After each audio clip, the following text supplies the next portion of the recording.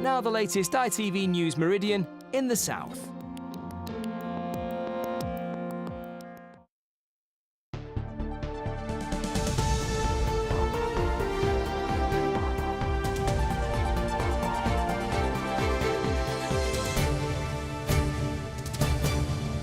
Good evening, welcome to ITV News Meridian. Tonight's headlines here in the south.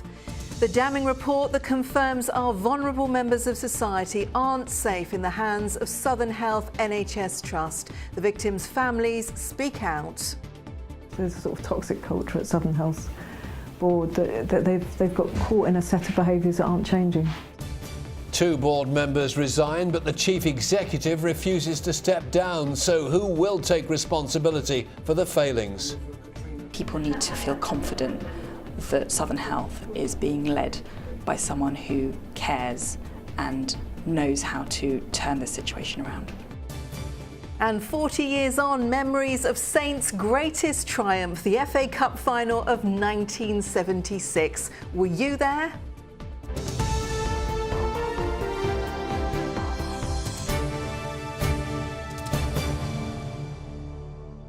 Good evening to you. It is supposed to safeguard the most vulnerable members of our society.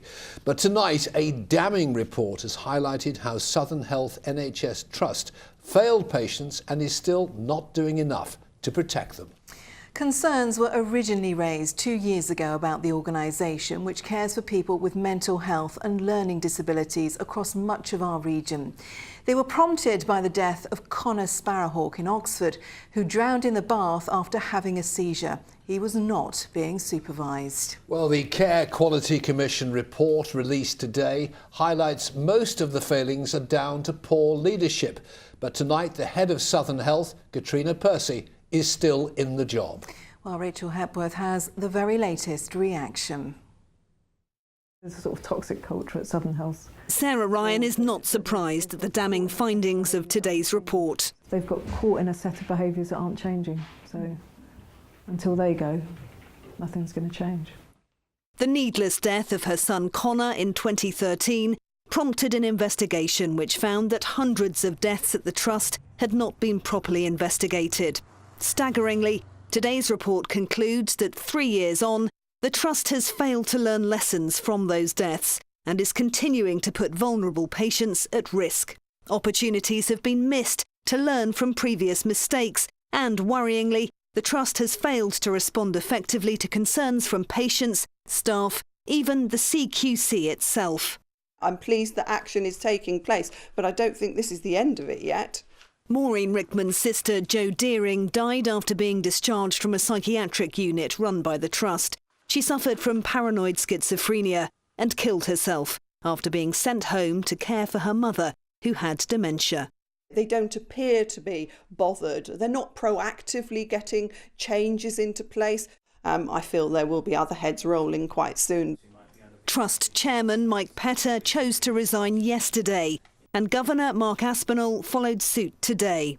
My wife asked me if I was still proud to be a governor at Southern Health, and I couldn't say yes. And there seems to be a persistent collective inertia that builds up, that means that we never seem able to move beyond the problems that we've got, but we equally don't seem to be able to fix them. One example, failure to fix physical dangers like a low roof at Mulberry Lodge in Winchester, from which a dozen patients have either jumped or escaped. Chief Executive Katrina Percy has refused repeated requests for interview, but the medical director did speak to us. I think we've had a really clear message from CQC that there are things that we need to improve further and more rapidly. Is there not an argument for wholesale change at the top, just to wipe the slate clean and restore confidence? I think removing the leadership at this point can only destabilise the organisation. I think it would make it harder to achieve the further changes that are needed. So the board and Katrina Percy have your full confidence? Absolutely. That may be, but with civil war breaking out at board level and the finger of blame pointing squarely at the leadership, the Southern Health saga is far from over. Well, over now to our studios in Bristol and Karen Bennett-Wilson of the CQC. Miss Wilson, you warned Southern Health it needed urgent action a year ago. Now your report tells us it hasn't done enough and concerns remain over patient safety. Why? The Trust Board, the leadership of that organisation, hadn't got a grip on what they needed to do. They didn't understand what things actually needed to improve within their organisation.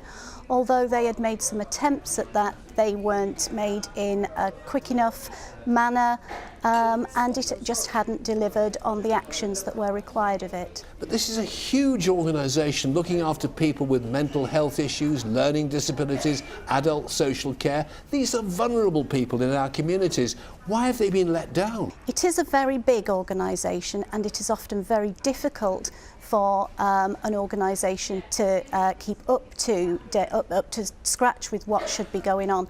But the Trust is responsible for delivering safe patient care and good quality patient care, and therefore it needs to make those improvements. Your report says opportunities have been missed, so you're saying in effect the risk of deaths like poor Connor Sparrowhawks could still happen. That's outrageous, isn't it? We found issues with the Trust's investigation of incidents and deaths. Therefore, because of those issues, it didn't learn as it should have done from those incidents, so it didn't put measures in place to prevent those things happening again. Why haven't you, the CQC, acted more quickly, acted more forcibly to turn Southern Health around? Our role is to shine a light on what is both good at the organisation and not so good and needs improvement, and we've been doing that continually. If they don't act, what powers do you really have? Can you prosecute? Can you fine? We can prosecute them if we have enough evidence to prove that there has been harm to people because of the Trust's failings. We can take a whole range of enforcement action, including stopping them providing some of those services. Would you agree, though, it is a shocking indictment of this particular health trust? It's certainly not a good situation to be in, and the Trust do really need to improve. There have been calls for the resignation of the Trust Chief Executive, Katrina Percy. She's even been before MPs. She says she's going nowhere. She should, though, shouldn't she? It's not for CQC to say. It's not within our remit to decide whether chief executives should be appointed or should leave an organisation. If you were Katrina Percy, would you stand down? That's not for me to say. Karen Bennett-Wilson, thanks for talking to us. Thank you. Well, another leading figure who refused to be drawn on Katrina Percy's future was the Health Secretary, Jeremy Hunt. Well, today he accepted there are problems with the leadership, but said it wasn't up to him to decide who steps down. On the front line is excellent, but there were some problems in leadership and in the processes, in the investigations of unexpected mortality and so on. So I'm absolutely sure that lessons will be learned, but I wouldn't want to demoralise the staff who are working very hard in that organisation and, you know, on the whole do a fantastic job. You talked about leadership there. Should Katrina Percy resign? Well, it's not for me to say that, I think you know, the organisation has taken very decisive action with the chair making that decision today, and I know they'll do what they need to do to put right all the things that have been in the CQC report. Well, we've tried to speak to Katrina Percy at her workplace and her home to hear in person if she will be following in the footsteps of her chairman and standing down. Let's cross now to our reporter Richard Slee, who's outside Miss Percy's house now. Richard, any sign of her today? Well, Fred, there's no sign of Katrina Percy here. In fact, there's been no sign of her anywhere today. She's certainly not been available for interview. However, she has issued a short statement, and it says, "I want to reassure our patients, their families and carers that I am absolutely focused on addressing the CQC's concerns and supporting our staff to provide the best possible care." Well, whether she stays or whether she goes may now not be up to Katrina Percy. And that's because the health organisation that oversees the trust says it's taking a closer look at the CQC report and says it will decide whether it needs to make any further changes to the leadership. Meanwhile, one local MP says that perhaps it's already time for Katrina Percy to go. I think time's running out, and I think that public trust needs to be restored and people need to feel confident that Southern Health is being led by someone who cares and knows how to turn the situation around. Well, even if there is eventually a new chief executive, it is going to take some time to make the improvements at Southern Health. And at least while Katrina Percy is in charge, then the spotlight will stay firmly focused on the Trust's activities. Richard, for now, thank you. Well, let's return to Rachel Hepworth now, who's in the studio with us. Rachel, is this story just about Southern Health, or are there wider implications? Well, of course, Southern Health is under the microscope today, but what it's also done is raise concerns about the social climate in which the poor treatment of patients with mental disabilities or learning disabilities has gone unchallenged for so long. And many campaigners feel, including Connor Sparrowhawk's mother, that for too long they've been treated as second-class citizens, or even worse, that they are somehow expendable, that their deaths were somehow inevitable. So campaigners are hoping that this level of scrutiny will challenge those prejudices.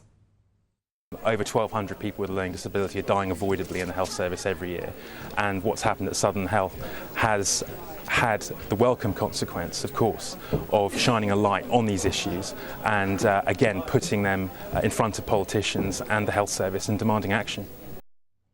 Well, I've been talking to some people like Connor, some friends of his, in fact, some of them, and they're having to deal not only with their own disabilities but also incredible prejudice and sometimes hate crime as well. On the dance floor at Stingray, a club night with a difference.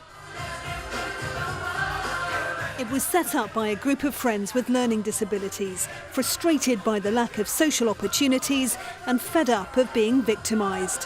When I go out, I usually get called, "Oi, you over there, hunchback," or "Oi, there's a church down the road, go and start ringing the bells." Andy was born with curvature of the spine, and his horrific experience is not uncommon. At the charity My Life, My Choice, a self-advocacy group in Oxford, members share their stories and support each other. Because I got assaulted one night on the bus, and I don't go out at all now, because not myself, and that'd be it for the rest of the day then. The inadequacies at Southern Health have at least shone a light on mental illness, how it's viewed by health professionals and the wider public. Those enjoying themselves here tonight aren't asking for special treatment, simply equal treatment, free from being regarded as second-class citizens, or worse, not being regarded at all. Not all experiences are bad. There are heartening exceptions. Where I live in Wantage, I am very well loved. And you have to have a positive approach to society, irrespective of whether you have a disability or not. You are listening to the Sting Radio Show. The members here are hugely proactive. They host a radio show about disability issues and help to train organisations like the police and doctors. It's crucial, they say, to be part of the solution. It's very vital because we weren't involved before, but now we are. I hope they're listening. If not, then we'll have to do more work and make sure they do listen, because it's us that have been affected, not them. They'll keep crusading and, despite the barriers, continue living life to the full. I get on with my life. I'm proud of how I feel in myself. I'm proud to walk the streets. We ain't here to just be scoundrels or like that. We're here to make the world happier. Rachel Hepworth, ITV News.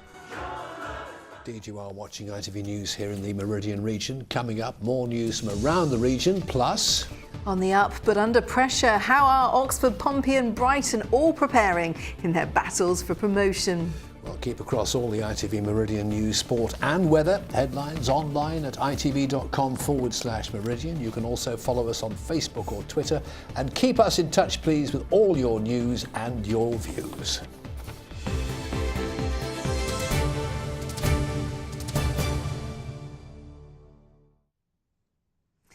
A former South East Labour MEP has been jailed for 4 years for a £100,000 expenses fraud. Peter Skinner's claims included buying a Land Rover and paying his ex-wife's maintenance as part of their divorce settlement. A judge said he'd shown huge greed, no remorse and tried to blame others for his actions. The family of a teenager whose body was found in the sea near a ferry terminal in Dorset described him as a lovely young man. The 18-year-old went missing during a night out with friends in Weymouth. His family are appealing for information to help them understand what happened to him.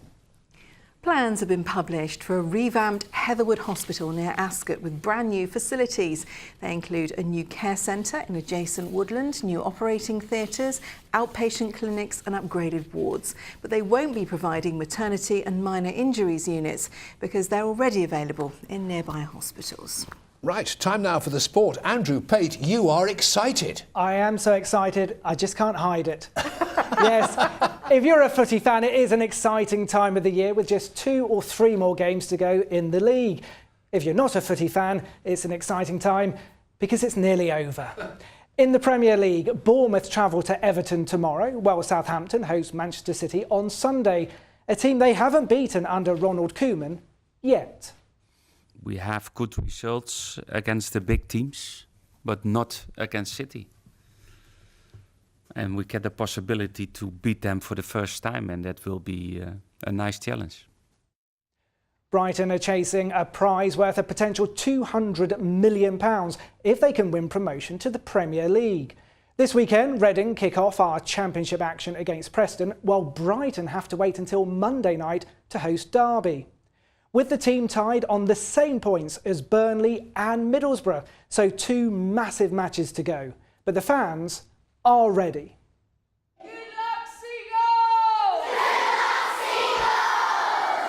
Well, Woodingdean Primary School getting very excited too. Well, Brighton's manager says he's wary of Derby's star-studded side. They are a very, very good side, and I think you've only got to look at their team on paper and what they can produce and what they have been producing to know how tough a game it is. In League One, Swindon are at Rochdale, while in League Two, Crawley's new boss, Dermot Drummy, takes his boys to Dagenham and Redbridge. Promotion-chasing Portsmouth are at Hartlepool, while Oxford also head north. Around 1,500 fans will go to Carlisle, hoping to see their side clinch automatic promotion. Chris Morn has more. League Two's player of the season, Kemar Roof, jumped back into training yesterday, 24 hours before Oxford hopped on a train for the journey to Cumbria. Roof was among the squad's walking wounded earlier in the week, prompting the manager to scale back training. His goals, 26 in all competitions, have made a big impact in this division. I think that's been a big part of obviously our push up the league, as he can play left side, right side, but obviously he's just as lethal, you know, going through the central area. Do you think you'll be able to hang on to him? Who knows? I mean, it's one of them where there's a lot obviously of vultures, but you'd expect that with the season that he's had. 4 weekends ago, more than 30,000 supporters followed the club to Wembley. Now, with 2 league games left to play, Oxford are in the top 3, the automatic promotion places. But Bristol Rovers and Plymouth are ready to pounce on any slips. The main thing for us is not to take it too lightly and go into the game knowing that we've got to win and it's in our hands. We trust our own ability and we trust everyone around us that we can get those 3 points and bring it back here for the Saturday against Wycombe. December's floodwaters have receded from Carlisle. Tomorrow the Yellow Army will pour into the northwest. And if their side win and Bristol Rovers lose their game, Oxford will be hosting League One football next season. Chris Morn, ITV News, Oxford. This weekend marks the 40th anniversary of Southampton's FA Cup win.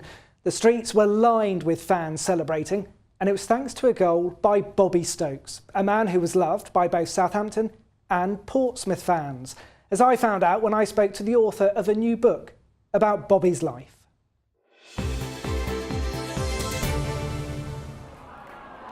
ITV Meridian Sport Report, sponsored by WeWantAnyCar.com, the Cash for Cars website. Shannon, nice touch again. Carry on. Oh, look at this. Bobby Stokes. Hit well. Oh, he's there!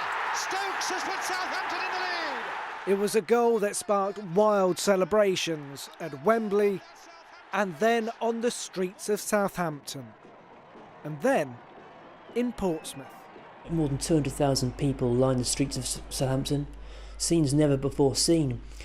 Perhaps even more bizarre that later on that Sunday, Bobby came back to Paulsgrove to be with his family and friends, and the streets in Leominster Road, at the back of the estate, there was hundreds of people packed on that estate. There was bunting, there was a vintage car that brought him up, all there to welcome the local boy. So effectively, Portsmouth fans coming out in numbers to celebrate a Southampton goal, but from their point of view, he was the local boy who'd done good. OK, this way, darling. Lovely. Little Bobby Stokes started and ended his life in Portsmouth, but became a Southampton legend, leading to this new book. Although he was born in Paulsgrove and actually ended up passing away there when he was poorly, but they did actually scatter his ashes at the Dell, which wasn't well publicised. Probably, I don't think there's anyone else who's transcended the rivalry between the two cities more than Bobby. When his football career ended, Bobby remained the star turn when he helped run the Harbour View Cafe in Southsea. Monday mornings drives me mad. I mean, it's all, did you see this result, see that result, you're trying to do your work. But no, bless them, no, it's nice to be noticed. Don't get me wrong, I don't mean that brashly, but it's nice to be remembered, you know, for something you've done in life. His last season, he had a bit of glory in New York, playing in front of 50,000 in front of, alongside Johan Cruyff, and he scored the winner that day. But again, within a year of that, he was making his debut for Chichester in the Sussex League. Bobby Stokes passed away before his proposed testimonial could take place. But 40 years on, his goal still brings a smile across the South Coast. Well, Bobby's goal sparked these amazing scenes, and the parade's being recreated this Sunday, with the players back on board that bus. We couldn't believe it because we didn't realise we would have that many people watching or coming out. They were on trees, they were on rooftops, they were everywhere. We were in shock. If I'd have not played and I'd been a supporter, I would have certainly been out there and chasing the bus around. But that would have been it would have been lovely. As a Southampton lad, it just meant so much to me. Well, I think we were supposed to do a trip on the bus for an hour or so and then go down to the Guildhall, and I think it took all day. There was that many people around, you know. I think even today, I don't think there's cup final winning teams that ever get a welcome home like we got in '76. That was as good as the day before because we was just doing our job the day before, but on the Sunday we were enjoying ourselves.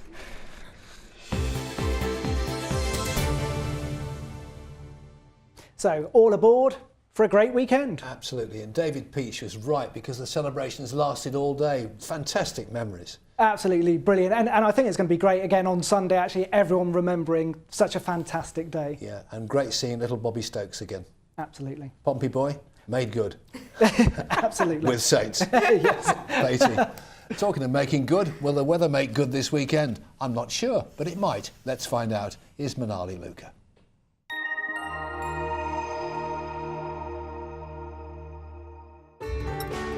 From blizzards to pool, driving through Europe. Eurotunnel the Shuttle sponsors ITV Meridian weather.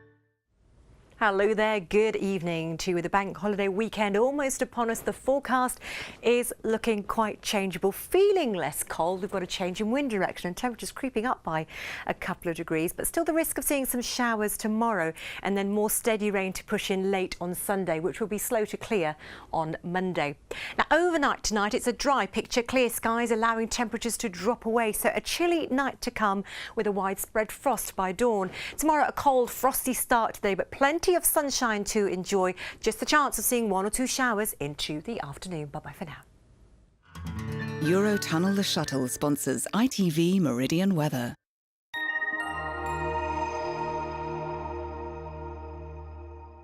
So a bit of sunshine at least. Now in just a moment, the ITV Evening News with Mark Austin and Ranveer Singh. Stacey's got our late news this evening, so do join her if you can. But for now, from the team here at ITV Meridian, thanks very much for watching. Enjoy your weekend.